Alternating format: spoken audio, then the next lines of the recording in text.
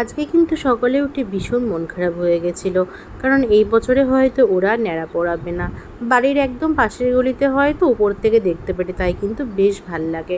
মনটা কিন্তু একরকম খারাপই হয়ে গেছিলো। একটু বাদেই মা ফোন করে বললো ওরা দেখ ন্যাড়া পড়ানোর জন্য জিনিসপত্র নিয়ে এসেছে। আর আমিও ঠিক তাই ফোনটা নিয়ে চলে এসেছি ভিডিও বানানোর জন্যে।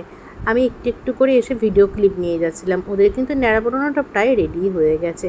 ওরা কিন্তু সারা দুপুর বিকেল ধরে কাজ করেছে এই রোদের মধ্যে। আর আজকে কিন্তু বেশ গরম পড়ে গেছিলো, এই গরমের মধ্যেও কিন্তু ওরা এই ন্যাড়া পড়ানো রেডি করেছে। আর আমি থেকে থেকে এসে ভিডিও করে যাচ্ছিলাম। এবার শুধু অপেক্ষা সন্ধে হবার।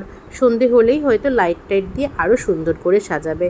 তার খানিকক্ষণ পরে দেখছি বাবা এসে কতগুলো রং দিয়ে গেছে। আমরা কিন্তু বুঝতেই পারিনি, ঘন্টু চিৎকার করছিল, ঘন্টু চিৎকারে কিন্তু বুঝতে পেরেছে যে বাবা হয়তো ওপরে এসেছে। তারপরে দেখো গুড্ডিও চলে এসেছে দেখতে। গুড্ডিও কিন্তু দেখছিল কী এনেছে।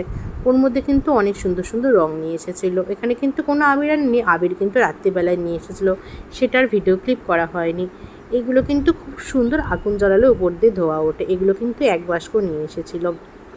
আর দুটো কিন্তু স্প্রেও এনেছিল, কিন্তু দুর্ভাগ্য বিষয় এই স্প্রেগুলো না পরে আর রঙের দিন কাজ করছিল না বলে এগুলো ফেরত দিয়ে দিয়েছে। এজন্য কিন্তু মনটা ভীষণ খারাপ হয়ে গেছিলো।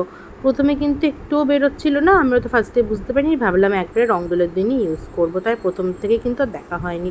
পরে অবশ্য বাবা টাকা ফেরত নিয়ে এসেছিলো, আর চিড়ের প্যাকেটও নিয়ে এসেছিলো। দেখো রাত্রিবেলা হয়ে গেছে, মানে সন্ধেবেলা হয়ে গেছে। এক্সাইটমেন্টে না কথাও সব ভুলে যাচ্ছে। দেখো চাঁদও উঠে গেছে, আর খুব মজা লাগছিলো আজকে। আর দেখো আজকে কিন্তু আমি নতুন জামাটা পরে নিয়েছি।